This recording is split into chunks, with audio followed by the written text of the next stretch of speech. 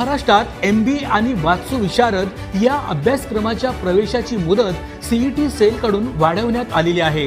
23 October 2024 पर्यंत MBA ची प्रवेश प्रक्रिया सुरू राहणार आहे। अखिल भारतीय तंत्र शिक्षण परिषदेने तंत्र शिक्षणाअंतर्गत येणाऱ्या विविध अभ्यासक्रमांच्या प्रवेशासाठी 1 महिन्याची मुदत वाढवली आहे।